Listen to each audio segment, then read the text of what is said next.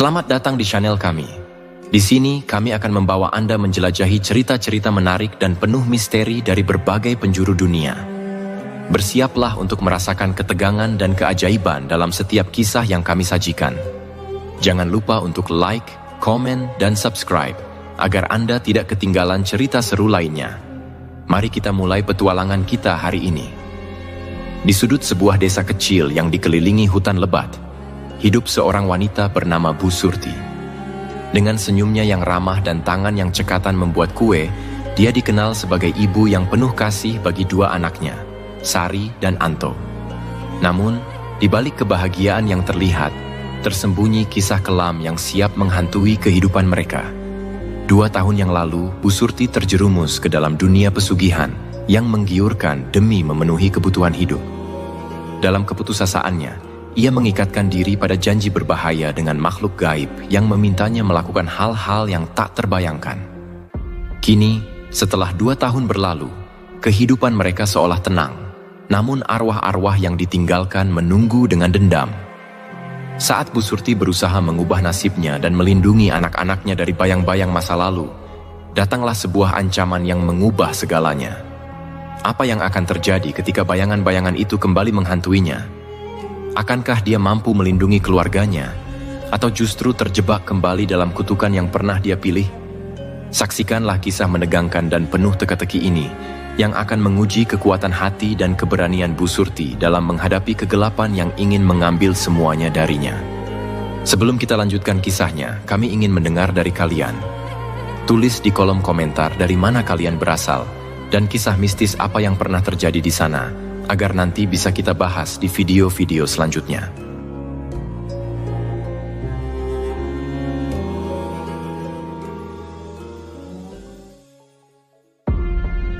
Malam itu, Bu Surti hanya duduk termenung di depan gubuknya yang mulai lapuk dimakan usia. Angin malam berembus pelan, mengoyak dinding anyaman bambu yang sudah banyak berlubang. Sepasang anaknya, Sari dan Anto, tertidur di tikar lusuh dengan tubuh meringkuk. Sari sudah mulai batuk-batuk beberapa minggu terakhir, sementara Anto tampak makin kurus karena jarang makan. Rasanya, semakin hari hidup Bu Surti makin terhimpit. Sudah lama ia hidup dalam kemiskinan sejak suaminya meninggal tertabrak truk saat pulang kerja. "Mas, kenapa kau pergi secepat itu?" gumam Bu Surti, matanya berkaca-kaca. "Sekarang aku sendiri, anak-anak kelaparan, warga kampung menjauh. Apa salahku?" Warga kampung memang perlahan menjauhi Bu Surti sejak musibah menimpa keluarganya. Orang-orang berbisik di belakangnya, menuduh kalau keluarganya pembawa sial. "Jangan dekat-dekat Bu Surti, nanti ketularan apes," begitu kata mereka. Ia tak paham dari mana datangnya omongan itu, tapi semakin lama semakin banyak yang percaya. Setiap hari Bu Surti harus berjuang mencari rejeki dengan menjual kue basah keliling kampung, tapi hasilnya tak seberapa. Apalagi sejak warung-warung besar mulai menjamur, makin sedikit orang yang membeli dagangannya. Hari-harinya semakin berat ketika pemilik warung tempat ia biasa mengambil bahan baku menolak memberinya hutang lagi. "Bu, kalau hutang yang lama belum dilunasi, saya nggak bisa kasih bahan lagi," ucap pemilik warung itu beberapa hari yang lalu, dengan wajah dingin. Bu Surti hanya bisa tersenyum getir waktu itu. "Iya Pak, saya ngerti.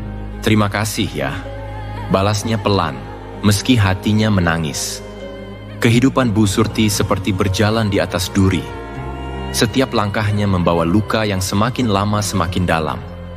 Hatinya penuh dengan kegelisahan. Ia hanya ingin anak-anaknya hidup layak, tak perlu mewah, asalkan cukup makan dan sehat. Tapi kenyataan berkata lain. Malam demi malam, ia sering terjaga, tak mampu memejamkan mata memikirkan nasib kedua buah hatinya. Di luar rumahnya yang reot, suara burung hantu terdengar dari kejauhan, seolah menjadi pertanda buruk. Bu Surti menatap ke arah hutan yang gelap di kejauhan. Desa ini memang penuh dengan cerita-cerita mistis, apalagi tentang kuburan tua di ujung desa yang sudah lama tak terjamah. Orang-orang percaya bahwa siapapun yang berani mengganggu kuburan itu akan mendapat kutukan. Tapi, apa benar semua itu? Bu Surti bergumam. Terkadang saat terdesak, pikiran-pikiran nekat mulai menghampiri. Ia pernah mendengar cerita tentang orang-orang yang mendapat kekayaan dengan cara gaib, tapi ia selalu menepis pikiran itu. Takut, sekaligus merasa tak layak. Namun sekarang, ketika ia melihat Sari dan Anto yang tidur dengan tubuh kaku kedinginan, hatinya mulai goyah. Apa yang harus aku lakukan? Haruskah aku menyerah pada hidup seperti ini? Pikir Bu Surti sambil menahan isak tangis yang semakin sulit dibendung. Sore itu, ketika matahari sudah hampir tenggelam, Bu Surti berjalan ke pasar malam. Satu-satunya tempat di mana ia bisa menjual dagangan tanpa perlu modal besar. Di tengah hiruk-pikuk pasar malam, ada banyak wajah yang tak dikenalnya. Pedagang-pedagang asing yang datang hanya saat pasar malam digelar, menawarkan berbagai barang mulai dari yang biasa hingga yang aneh-aneh. Di salah satu sudut pasar yang gelap dan terabaikan, Bu Surti melihat seorang pria tua dengan jubah hitam duduk di bawah lampu redup. Di depannya ada meja kecil penuh benda-benda aneh. Ada keris kecil, jimat-jimat, hingga beberapa benda yang terlihat menyeramkan. "Masuk, Nak. Ada yang bisa dibantu?" Ucap pria tua itu dengan suara serak, seolah tahu Bu Surti tengah memandangnya dari jauh. Bu Surti tersentak. Ada yang aneh dengan cara pria itu berbicara. Namun, langkah kakinya seakan terhipnotis. Ia mendekat dengan pelan. Matanya tak bisa lepas dari meja yang penuh barang-barang mistis itu. "Aku cuma lewat," jawab Bu Surti gugup. Tapi pria tua itu tersenyum samar. "Tak ada yang kebetulan di dunia ini. Kau datang karena dipanggil. Aku tahu kau butuh sesuatu." Pria tua itu melirik Bu Surti dengan tatapan tajam, seolah bisa membaca isi hatinya. Bu Surti mengernyit, hatinya mulai cemas. "Aku cuma jualan di sini, Pak. Aku nggak perlu apa-apa." "Jualan? Dengan kondisi seperti ini?" Pria tua itu terkekeh pelan, suaranya semakin dalam dan seram. "Aku tahu kau berjuang untuk hidup. Aku tahu bagaimana rasanya melihat anak-anak kelaparan." Bu Surti terdiam. Kata-kata pria itu terasa seperti jarum yang menusuk hati. "Kau tahu?" Pria tua itu mengangguk perlahan, tangannya mengelus-elus jimat di meja. "Jika kau mau, aku bisa memberimu jalan keluar. Tapi, ada harga yang harus dibayar."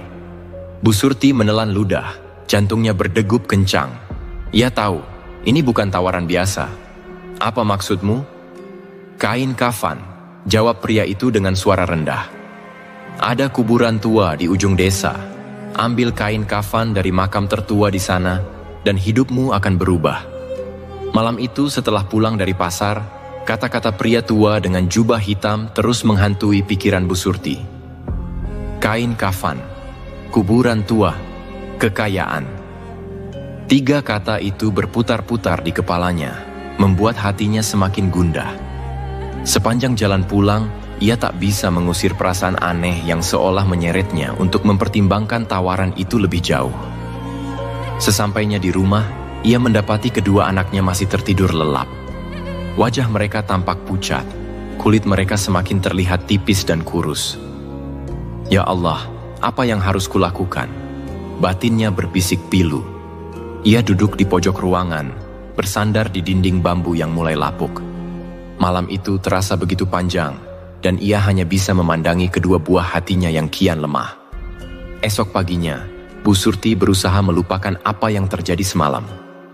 Seperti biasa, ia menyiapkan sedikit sarapan yang tersisa dari bahan-bahan yang ada, lalu kembali ke pasar untuk berjualan.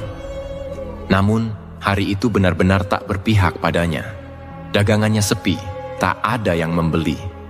Ia hanya bisa duduk termenung, menatap para pedagang lain yang ramai dengan pelanggan. "Bu Surti, kok sepi lagi ya dagangannya?" tanya seorang pedagang sayur di sebelahnya, seakan ingin berbasa-basi.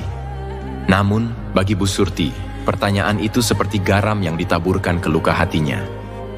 "Hari ini memang lagi apes, Bu," jawab Bu Surti singkat, berusaha menyembunyikan kesedihannya. Namun, benarkah hanya apes? Atau memang nasib buruk sudah menjadi bagian hidupnya? Semakin hari berlalu, hidup Bu Surti makin terasa sesak. Bayangan wajah anak-anaknya yang kelaparan terus menghantui benaknya. Ia mulai teringat kembali pertemuannya dengan pria tua di pasar malam itu. Kain kafan, kekayaan. Suara pria itu kembali bergaung di kepalanya. Apa yang salah jika hanya sekali mencoba? Hanya untuk anak-anak, pikirnya. Lagi pula, ia sudah terlalu lelah berjuang sendiri. Sore itu, saat langit mulai memerah, Bu Surti memutuskan untuk kembali menemui pria tua di pasar malam. Dengan langkah ragu, ia berjalan menyusuri kerumunan orang-orang yang sibuk dengan jual beli, hingga akhirnya tiba di tempat pria itu berjualan. Sama seperti sebelumnya, pria tua itu duduk di bawah lampu redup dengan senyum kecil yang menyeramkan. "Kau kembali," ucap pria tua itu tanpa mengangkat kepala. Seolah-olah ia tahu Bu Surti akan datang. Bu Surti menelan ludah, gugup. Apa yang kau maksud waktu itu? Kain kafan itu? Apakah benar bisa membuat hidupku lebih baik?" Pria tua itu tertawa pelan. "Kekayaan tak datang dari langit, nah. Tapi bagi mereka yang berani, ada jalan. Kain kafan dari kuburan tua itu menyimpan kekuatan gaib yang akan memberimu kekayaan. Hanya perlu satu langkah lagi." Bu Surti diam sejenak, hatinya berkecamuk. Ia tahu ada sesuatu yang salah dengan tawaran ini. Tapi setiap kali ia melihat bayangan wajah anak-anaknya yang lemah, ia merasa tak punya pilihan lain. "Apa yang harus aku lakukan?" tanyanya akhirnya, dengan suara yang hampir tak terdengar. Pria tua itu tersenyum lebar. "Kau harus pergi ke kuburan tua di ujung desa. Ada satu makam yang paling tua di sana, makam yang sudah ditinggalkan. Kau harus mencuri kain kafan dari makam itu, lalu bawa ke sini. Setelah itu, aku akan membantumu menyelesaikan ritualnya." "Curi kain kafan?" Bu Surti tertegun, dadanya bergemuruh. Pikiran untuk menggali kuburan orang mati dan mencuri kain kafan dari mayat membuat perutnya mual. "Ya, hanya itu. Dan ingat, lakukan di malam hari, saat semua orang tertidur. Tidak boleh ada yang tahu. Jika kau berhasil, kekayaan akan mengalir kepadamu, dan tak ada lagi kemiskinan dalam hidupmu."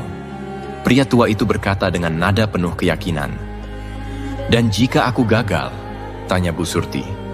Masih ragu. Pria tua itu menatapnya tajam. "Jangan pernah gagal, nak. Sekali kau mulai, kau harus menyelesaikannya.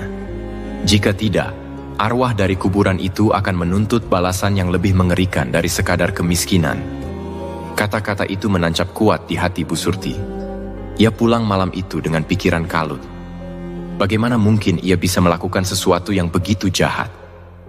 Tapi di sisi lain, bayangan kehidupan yang lebih baik untuk anak-anaknya membuatnya tak bisa tidur. Semakin lama ia berpikir, semakin tergoda ia untuk melakukan pesugihan tersebut. Keesokan harinya, setelah berhari-hari memikirkan tawaran itu, Bu Surti akhirnya memutuskan untuk melakukannya. "Demi anak-anakku," bisiknya pelan saat malam mulai turun. Ia menyiapkan sekop kecil dan kain hitam untuk menutupi tubuhnya. Malam itu, ketika semua orang tertidur, Bu Surti berangkat menuju kuburan tua di ujung desa. Kuburan itu terkenal angker. Sudah lama tak ada yang berani ke sana, terutama setelah beberapa orang melaporkan penampakan sosok-sosok hitam di sekitar kuburan. Tapi malam itu, Bu Surti memaksakan langkahnya melewati rasa takut yang menyelimuti. Jantungnya berdetak kencang saat ia tiba di depan pagar kuburan. Angin malam berhembus kencang, membuat pepohonan di sekitar kuburan bergoyang pelan, menambah suasana seram. Ini hanya untuk sementara. Setelah ini semua akan baik-baik saja. Bu Surti mencoba menenangkan dirinya sendiri. Dengan tangan gemetar, ia mulai menggali makam yang terlihat paling tua dan tak terawat. Tanah di kuburan itu terasa dingin dan berat, seolah ada kekuatan yang menahannya. Saat Bu Surti berhasil menggali cukup dalam, ia melihat peti mati tua yang sudah setengah hancur. Dengan nafas tertahan, ia membuka peti itu perlahan. Di dalamnya, tergeletak tubuh seorang pria tua yang sudah menjadi tulang belulang. Namun kain kafannya masih terlihat utuh, meskipun mulai lapuk dimakan usia. Dengan tangan gemetar, Bu Surti meraih kain kafan itu. Namun tiba-tiba angin kencang berhembus, dan ia mendengar suara bisikan pelan dari dalam kuburan. Kembalikan, bisik suara itu. Bu Surti tersentak, tubuhnya gemetar. Ia berhenti sejenak, menatap ke sekeliling, tapi tidak ada siapa-siapa. Hanya angin malam yang berdesir di antara pepohonan.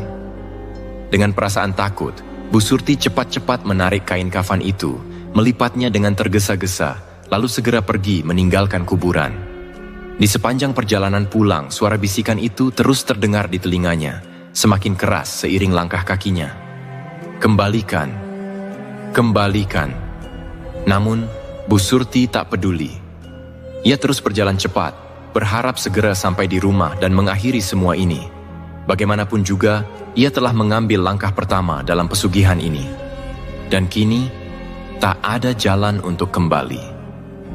Beberapa hari setelah kejadian di kuburan itu, kehidupan Bu Surti mulai berubah. Pagi-pagi sekali, seorang pembeli yang jarang terlihat di pasar datang dan membeli hampir semua dagangannya. Ia hanya berkata singkat, "Butuh kue untuk hajatan, beli yang banyak." Pembeli itu membayar dengan uang yang cukup besar, bahkan lebih dari harga yang biasa Bu Surti tetapkan. Bu Surti tertegun sejenak, namun ia bersyukur dan segera pulang dengan senyum kecil di bibirnya. Saat tiba di rumah, sesuatu yang aneh terjadi. Di sudut dapurnya yang biasanya kosong, tiba-tiba ada beberapa karung beras dan sebotol minyak goreng. Tak ada yang tahu dari mana datangnya, tapi Bu Surti hanya bisa mengucap syukur dalam hati. Mungkin ada yang merasa kasihan dan memberi sedekah. Pikirnya, meski sebenarnya ia tahu ada sesuatu yang lebih besar sedang terjadi. Keesokan harinya, Bu Surti kembali ke pasar. Kali ini, tanpa ia sadari, dagangannya laris manis. Orang-orang yang sebelumnya tak pernah memperhatikan lapaknya, tiba-tiba menghampiri dan membeli. Dalam waktu singkat, dagangannya habis, dan ia pulang dengan kantong penuh uang. Sesampainya di rumah, keajaiban kembali terjadi. Di dapurnya, kini tak hanya beras dan minyak, tapi juga beberapa kilo daging dan sayuran segar. Semua itu muncul begitu saja, tanpa jejak siapa yang meletakkannya. "Hidupku berubah," bisik Bu Surti sambil menatap sekeliling rumahnya. Rasa syukur bercampur dengan ketakutan. Ia tahu semua ini berkaitan dengan pesugihan kain kafan yang ia ambil dari kuburan tua.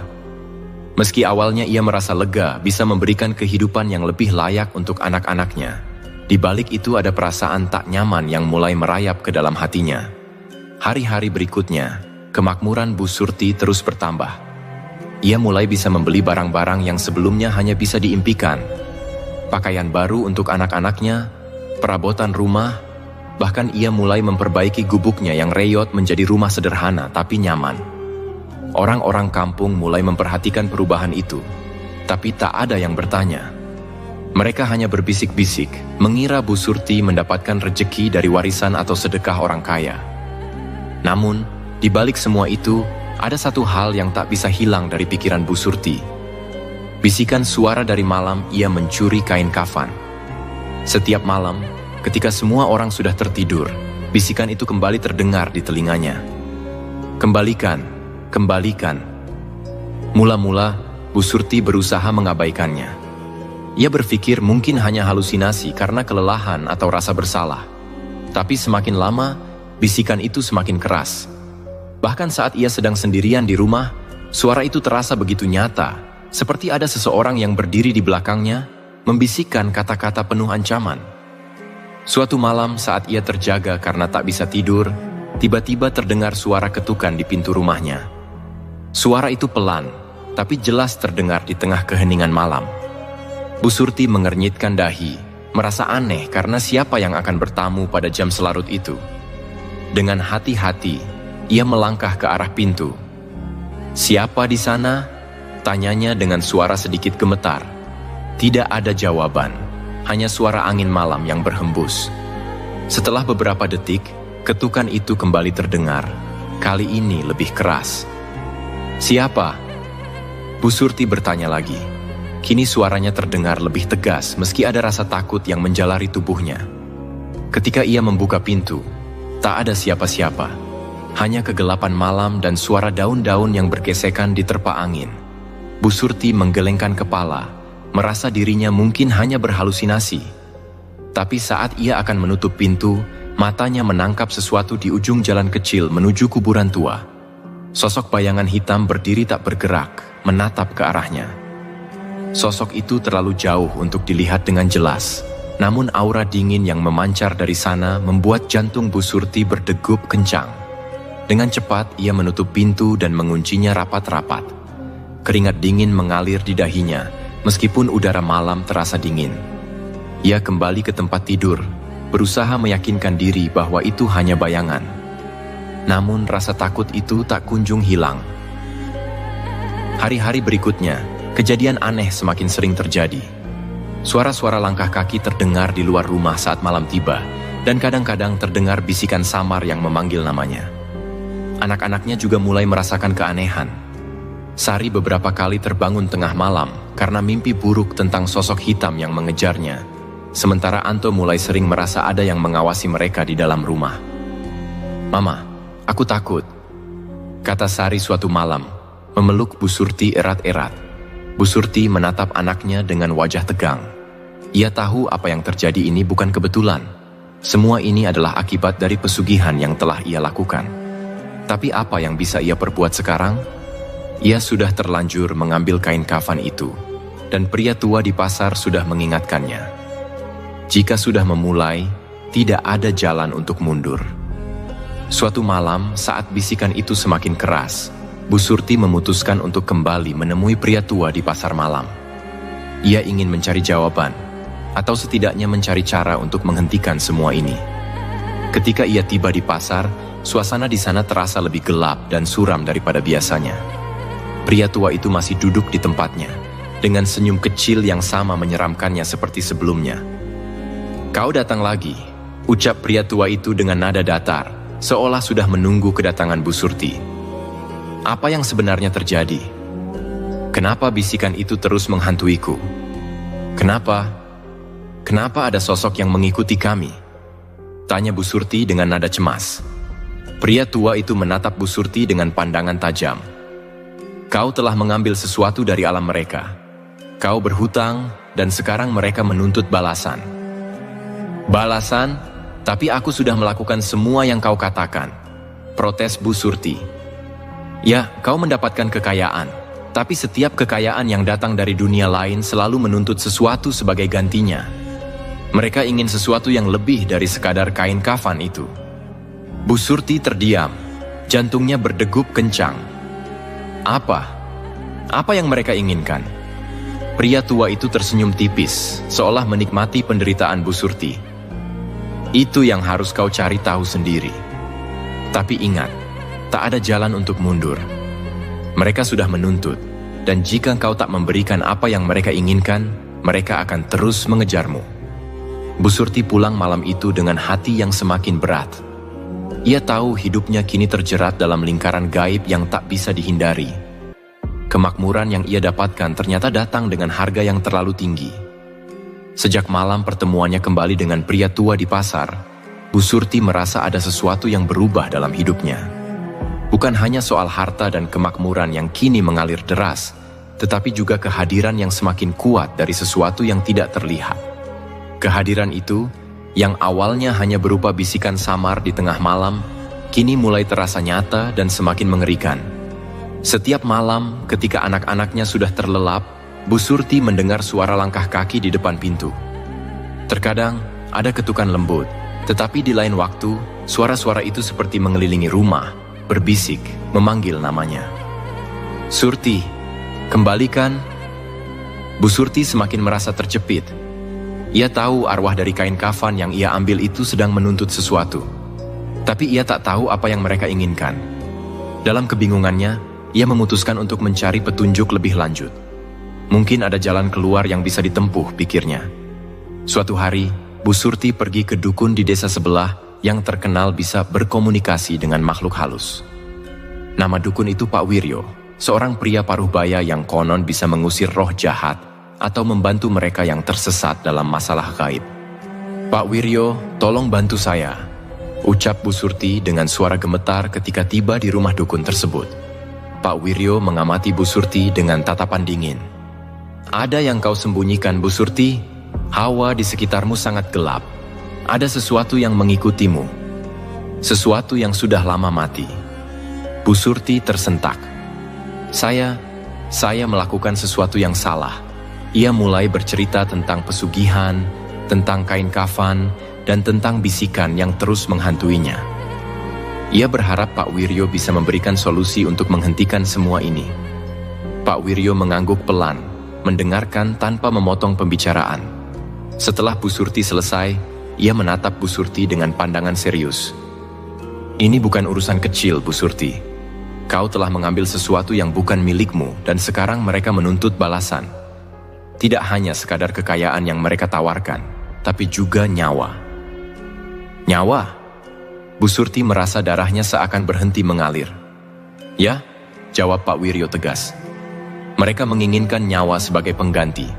Kain kafan yang kau ambil adalah pengikat roh mereka ke dunia ini. Mereka akan terus menuntut sampai kau membayar dengan nyawa seseorang. Nyawa seseorang. Kata-kata itu menggema di kepala Bu Surti. Tidak mungkin. Aku tidak bisa. Aku hanya ingin kekayaan untuk anak-anakku. Teriaknya dengan penuh kepanikan. Pak Wiryo menatapnya tajam. Tapi kau sudah terlanjur terikat, Bu Surti. Pesugihan jenis ini selalu menuntut pengorbanan. Semakin lama kau menunda, semakin besar kekuatan mereka untuk menyerangmu dan keluargamu. Jika tidak kau serahkan, mereka akan mengambilnya sendiri. Apa yang bisa kulakukan? Siapa yang harus kuberi sebagai pengganti? Bu Surti bertanya dengan putus asa. Pak Wiryo menghela nafas panjang, lalu berkata, kau bisa memberikan nyawa orang lain, seseorang yang tak bersalah, untuk membayar hutangmu. Tapi ingat, jika kau melakukan itu, dosamu akan bertambah berat, dan suatu hari, arwah itu mungkin akan kembali menuntut balasan yang lebih besar. Bu Surti terdiam. Berbagai pikiran berlomba-lomba di kepalanya. Bagaimana bisa ia mengorbankan nyawa orang lain demi melindungi dirinya dan anak-anaknya? Tapi di sisi lain, ketakutannya terhadap arwah yang terus menghantuinya semakin besar. Ia merasa terjebak dalam dilema moral yang mengerikan. Apakah ia akan membiarkan anak-anaknya menderita, ataukah ia harus memilih jalan gelap untuk menyelamatkan mereka? Malam itu Bu Surti pulang dengan hati yang semakin berat. Ia tahu, apapun yang ia pilih, tidak ada jalan keluar yang benar-benar baik. Di dalam rumah, suasana terasa semakin mencekam. Lampu minyak yang redup seakan memancarkan bayangan gelap di setiap sudut ruangan, dan angin malam yang dingin menembus celah-celah dinding bambu rumahnya. Ketika malam semakin larut, Bu Surti duduk termenung di depan jendela, menatap kosong keluar. Bagaimana bisa hidupku berubah menjadi seperti ini, gumamnya. Ia memandangi kedua anaknya yang sedang tertidur pulas dengan tubuh kurus mereka yang perlahan mulai tampak lebih sehat. Bayangan kehilangan mereka membuat hatinya hancur, tapi bisikan di telinganya tak pernah berhenti. Surti, nyawa untuk nyawa. Bu Surti menangis terisak. Ia tak tahu harus berbuat apa. Namun di dalam hatinya, ada suara kecil yang mengatakan bahwa ia harus menyelamatkan keluarganya. Meskipun itu berarti mengambil jalan yang terlarang. Malam-malam berikutnya, arwah yang menghantui Bu Surti semakin menjadi-jadi. Tidak hanya bisikan, tapi kini sosok-sosok bayangan hitam sering muncul di sekitar rumahnya. Anak-anaknya pun mulai melihat penampakan.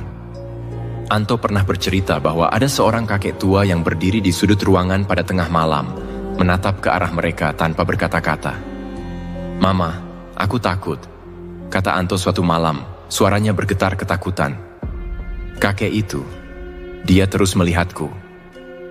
Bu Surti tahu kakek yang dimaksud Anto adalah arwah dari makam yang kain kafannya ia ambil. Sosok itu kini semakin berani menunjukkan dirinya di hadapan mereka. Ketakutan Bu Surti semakin memuncak.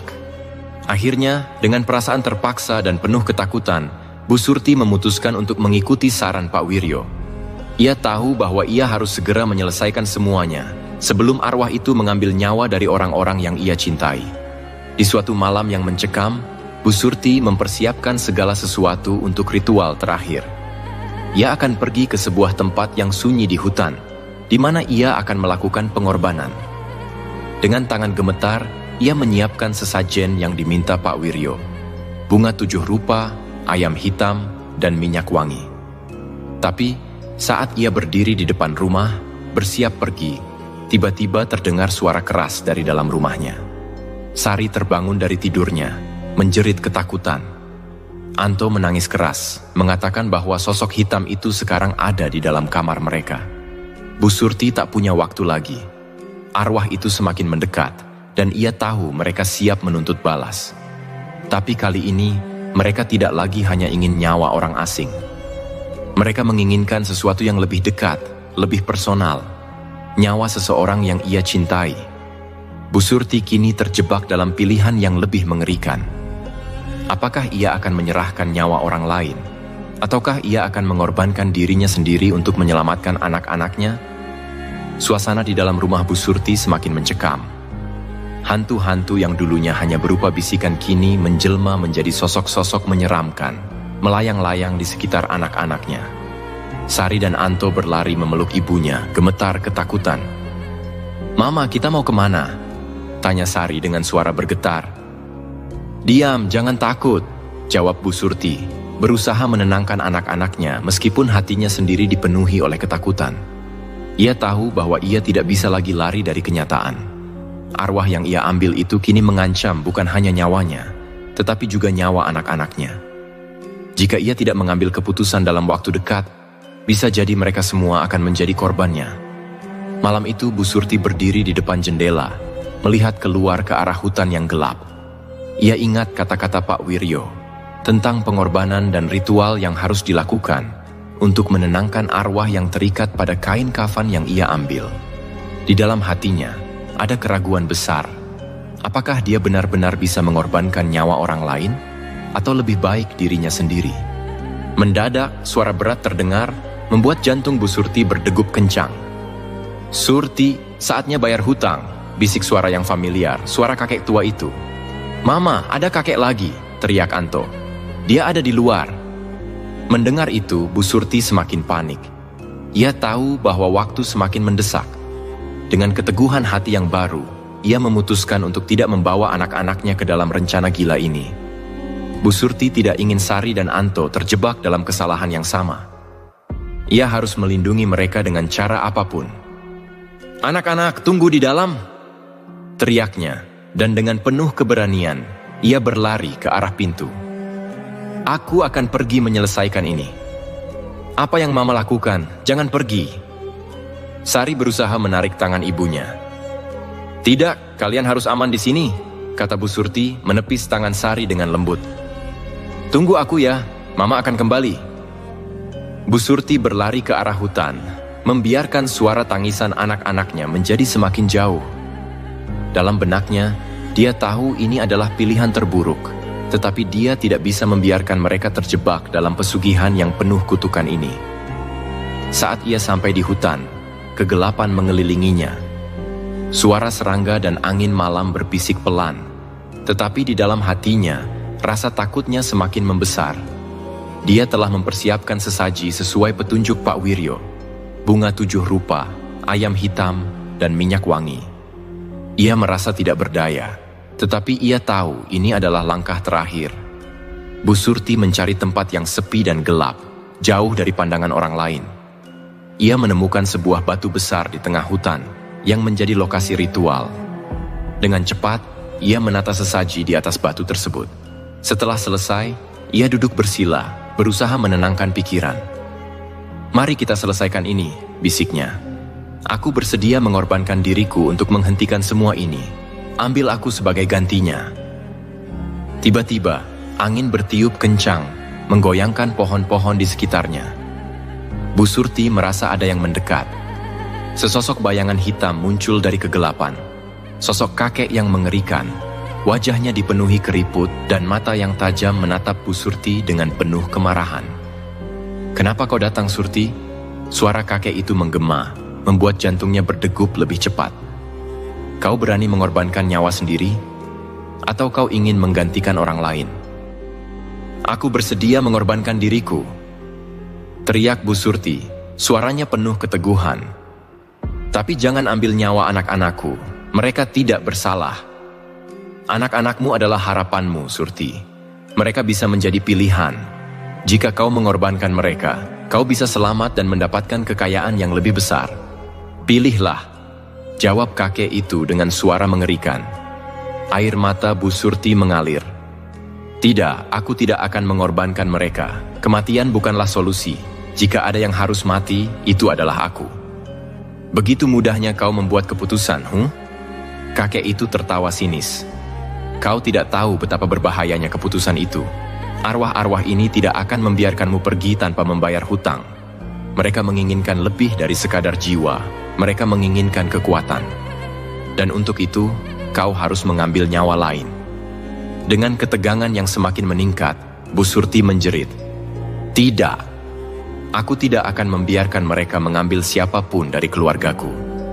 Jika aku harus berhadapan denganmu dan arwah-arwah ini, aku akan melakukannya. Kakek itu menggeram. Suara mengerikan keluar dari tenggorokannya. Maka kau akan menyesal, Surti. Mereka akan datang kepadamu. Dengan itu, bayangan kakek menghilang ke dalam kegelapan. Suasana seketika menjadi hening, tetapi ketakutan masih menyelimuti Bu Surti. Ia merasa ada sesuatu yang mengintainya dari kegelapan, menunggu untuk menyerangnya. Tiba-tiba, suara jeritan memecah kesunyian malam. "Mama, tolong!" Teriakan itu datang dari arah rumahnya. "Anto, Sari!" Tanpa berpikir panjang, Bu Surti berlari secepat mungkin menuju rumah, merasakan ketakutan yang menggelora di dadanya. Sesampainya di rumah, pintu terbuka lebar dan cahaya bulan menerangi ruangan. Di dalam, anak-anaknya berdiri dengan mata lebar, terperangah melihat sosok bayangan hitam melayang-layang di atas kepala mereka. "Mama, dia di sini?" teriak Sari, melompat ke pelukan Bu Surti. Bu Surti merasa nyawanya seperti melayang. Ia melihat ke arah sosok hitam itu, yang kini semakin mendekat. "Kau datang untuk membayar hutangmu." Suara hantu itu menggema, menuntut kehadirannya. "Tidak," Bu Surti berteriak. "Aku tidak akan membiarkanmu mengambil anak-anakku." Dengan penuh keberanian, Bu Surti melangkah maju, berusaha menghadapi arwah yang datang. "Jika ada yang harus kau ambil, ambillah aku, tapi tinggalkan mereka." Namun, saat ia mengucapkan kata-kata itu, suara kakek muncul kembali. "Kau pikir kau bisa menghindar? Tidak, mereka adalah ikatanmu. Jika kau ingin selamat, kau harus memilih satu dari mereka." Hati Bu Surti hancur. Ia tidak bisa membayangkan hidup tanpa anak-anaknya.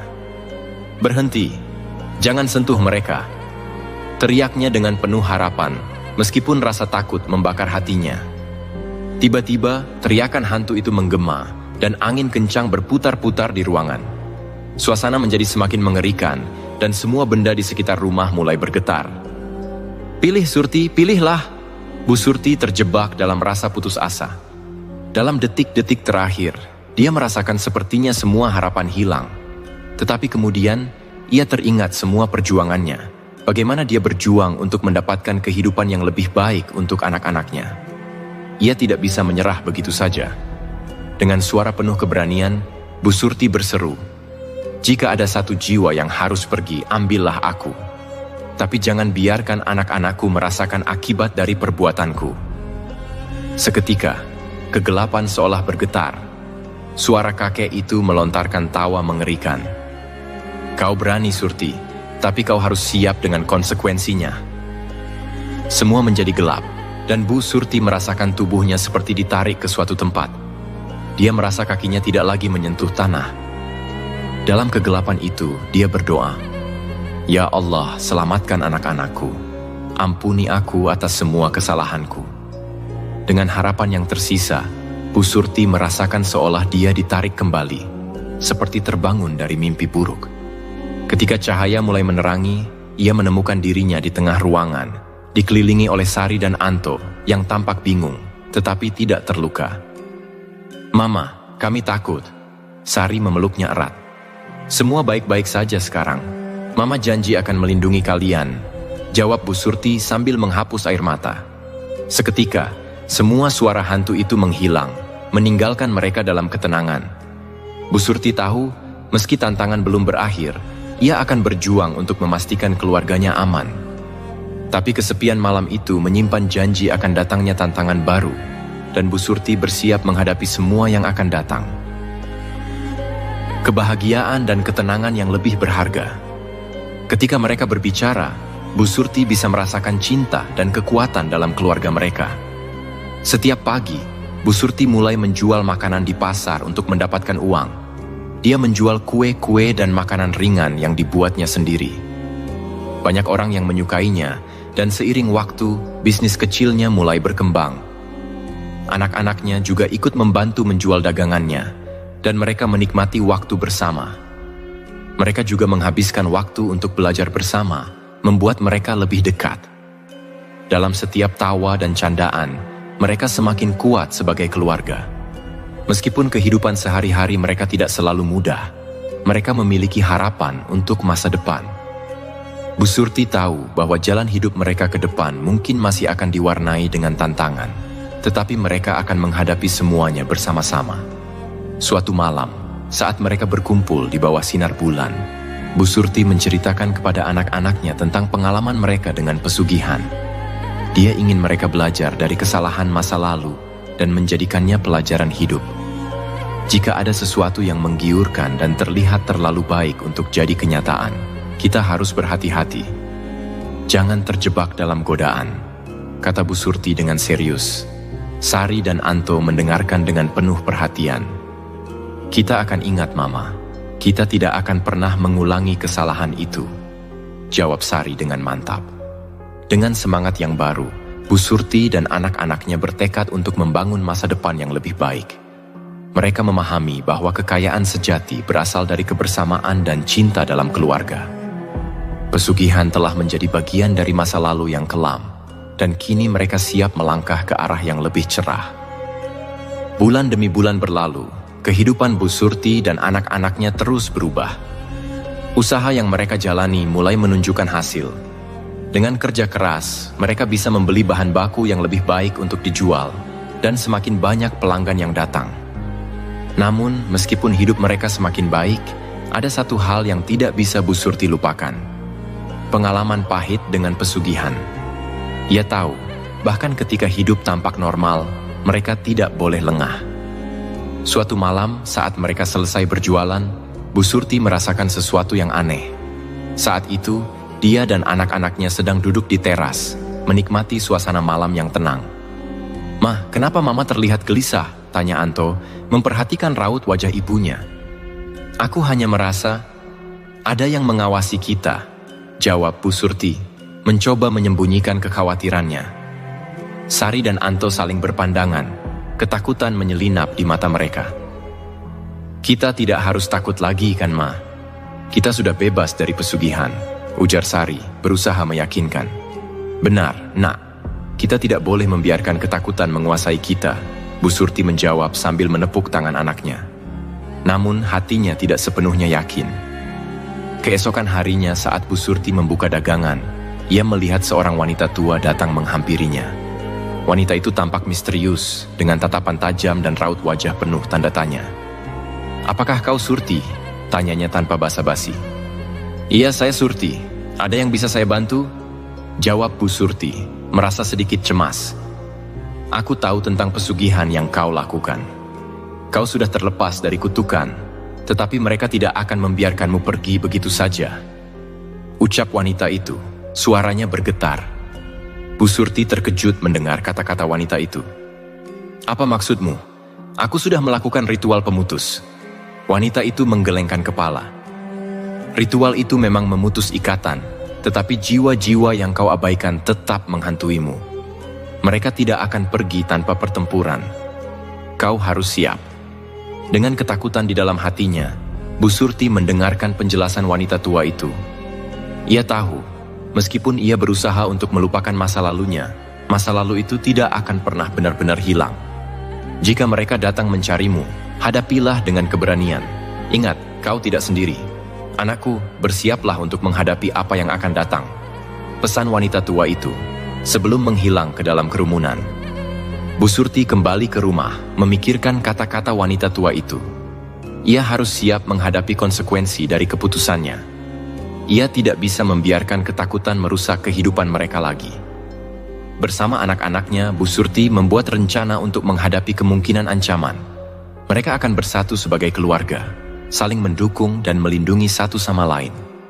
Di tengah ketakutan yang mengintai, mereka menemukan kekuatan di dalam diri mereka. Dari malam itu, Bu Surti dan anak-anaknya belajar untuk selalu bersiap. Mereka memperkuat ikatan keluarga dan saling mengingatkan tentang betapa berharganya hidup yang mereka miliki sekarang. Sementara itu, bayang-bayang masa lalu terus menunggu, bersiap untuk menguji ketahanan mereka.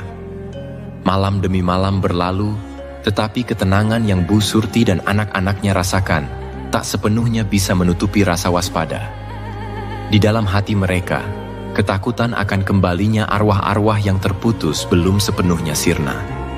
Suatu malam, ketika Bu Surti sedang mengolah bahan makanan, Sari dan Anto tiba-tiba berteriak, "Mama, lihat, ada yang berdiri di depan rumah." Dengan rasa takut yang menyelubungi, Bu Surti segera berlari ke arah pintu. Ia melihat sosok hitam berdiri di halaman depan, seolah menunggu dengan sabar. "Siapa itu?" tanya Bu Surti, menahan napas dan berusaha terlihat tenang. Sosok itu mendekat, dan cahaya bulan menerangi wajahnya. Itu adalah arwah yang pernah menghantuinya. Raut wajahnya menunjukkan kemarahan dan kedamaian, mengisyaratkan bahwa pertemuan ini adalah bagian dari proses panjang yang harus dijalani. "Kau berani datang lagi setelah menghancurkan kalungku?" Suara arwah itu bergema, membuat Bu Surti merasa terhimpit. "Tidakkah kau mengerti? Aku hanya ingin hidup tanpa rasa takut. Aku sudah berusaha untuk memutuskan hubungan ini." Bu Surti berusaha menjelaskan. Suaranya bergetar. "Kau tidak bisa menghapus jejak yang kau buat. Kami adalah bagian dari yang kau ambil. Kami akan terus mencarimu." Arwah itu menyeringai, menciptakan getaran ketakutan di hati Bu Surti. Dalam sekejap, Bu Surti merasakan kegelapan menyelubungi dirinya. Dia melihat wajah-wajah lain muncul di sekitar arwah itu. Mereka semua terlihat marah dan penuh rasa sakit. Dengan berani, Bu Surti berkata, "Jika kau menginginkan kebebasan, maka marilah kita berdamai. Aku tidak bermaksud menghancurkan hidupmu. Aku hanya ingin melindungi anak-anakku." Mendengar kata-kata itu, sosok-sosok itu tampak ragu. "Berdamai? Kau harus membuktikan bahwa hatimu tulus. Hanya dengan demikian, kami akan mengizinkanmu untuk pergi." Mereka meminta Bu Surti untuk mengingatkan orang-orang di desanya tentang bahaya pesugihan dan cara menjauh dari hal-hal yang dapat menjebak mereka dalam kegelapan. "Jika kau bisa membuat satu generasi menjauh dari godaan ini, kami akan pergi." Bu Surti merasakan harapan di dalam hati. Dia tidak akan lagi membiarkan diri dan keluarganya terjebak dalam siklus ini. "Baiklah, aku akan berbagi cerita ini kepada semua orang di desa. Aku tidak ingin ada yang mengalami apa yang aku alami." Sosok-sosok itu menatapnya dengan penuh perhatian, lalu perlahan-lahan menghilang. Suara mereka menggema dalam hatinya, memberi harapan akan masa depan yang lebih baik. Ketika pagi tiba, Bu Surti merasa lebih kuat. Ia segera mengumpulkan orang-orang di desanya untuk berbagi pengalamannya. Dengan penuh semangat, ia menceritakan tentang bahaya pesugihan, tentang bagaimana bisa menghancurkan hidup, dan bagaimana mereka bisa menghindarinya. Dengarkan teman-teman, kita tidak boleh terjebak dalam godaan kekayaan yang cepat. Kita harus berusaha dengan kerja keras dan saling mendukung, ujarnya dengan penuh keyakinan. Orang-orang desa mendengarkan dengan seksama, banyak yang tergerak oleh ceritanya. Perlahan-lahan, kesadaran mulai muncul di dalam hati mereka. Beberapa dari mereka mengakui bahwa mereka juga pernah terjebak dalam pikiran untuk melakukan pesugihan demi kekayaan instan. Bu Surti merasakan harapan baru ketika ia melihat banyak orang yang mulai berpikir dan berbicara tentang cara hidup yang lebih baik. Keesokan harinya, saat matahari terbit, ia merasa damai. Setelah pengalaman panjang dan menegangkan dengan dunia pesugihan, Bu Surti merasa hidupnya berubah secara drastis. Meski awalnya dia hanya ingin menjauhkan keluarganya dari kutukan gelap, sekarang dia merasakan kedamaian yang perlahan-lahan mulai memenuhi hatinya. Desa tempat tinggalnya juga mulai berubah. Kata-kata Bu Surti menjadi inspirasi bagi banyak orang. Orang-orang desa yang sebelumnya penuh dengan kecurigaan dan keinginan untuk mencari jalan pintas menuju kekayaan, mulai belajar untuk hidup dengan kerja keras dan kejujuran. Cerita Bu Surti tentang penderitaan yang dia alami akibat pesugihan telah membuka mata mereka. Mereka tidak ingin lagi terjebak dalam kegelapan yang sama. Beberapa tetangga mulai mendekat kepada Bu Surti untuk meminta nasihat. Bu Surti, bagaimana caranya untuk tetap kuat menghadapi semua godaan itu? Kami semua pernah merasa tergoda, tapi ceritamu membuat kami sadar. Ujar salah satu ibu-ibu tetangganya. Bu Surti tersenyum lembut. Kita semua pernah melakukan kesalahan, Bu. Tapi, yang penting adalah bagaimana kita bangkit setelah itu. Yang aku pelajari adalah, kebahagiaan yang sejati itu bukan datang dari kekayaan yang cepat, tapi dari hati yang tenang dan keluarga yang saling mendukung. Itu yang kita punya sekarang. Anak-anaknya, Sari dan Anto, juga merasakan perubahan besar dalam hidup mereka. Meski sempat merasa terguncang dengan segala hal yang terjadi, mereka kini lebih dekat dengan ibunya dan saling mendukung satu sama lain. Sari bahkan mulai lebih serius membantu ibunya di pasar, sambil belajar cara mengelola bisnis dengan lebih baik. Anto, di sisi lain, fokus pada pendidikannya dan mulai merencanakan masa depannya dengan semangat yang baru. Aku ingin jadi seseorang yang bisa banggakan Mama, bukan karena harta, tapi karena aku bisa membawa keluarga kita ke arah yang lebih baik, kata Anto dengan tekad yang kuat. Waktu terus berlalu, dan kehidupan Bu Surti serta anak-anaknya menjadi semakin stabil. Meskipun tidak kaya raya, mereka cukup untuk memenuhi kebutuhan sehari-hari dan merasa bahagia. Rasa syukur dan kedekatan keluarga membuat mereka lebih kuat dalam menghadapi setiap tantangan yang datang. Namun, meski kehidupan mereka berangsur normal, sesekali Bu Surti masih dihantui oleh bayangan masa lalu. Dia sadar bahwa luka batin yang ditinggalkan oleh pesugihan tidak akan hilang begitu saja. Tapi, setiap kali perasaan itu muncul, Bu Surti selalu mengingatkan dirinya akan betapa jauh dia telah berjalan. Saya sudah melalui kegelapan itu, dan sekarang saya berada di tempat yang lebih baik. Yang penting, saya tidak lagi sendirian. Saya punya anak-anak saya, dan saya punya kekuatan untuk tetap melangkah ke depan. Pikirnya setiap kali rasa takut muncul.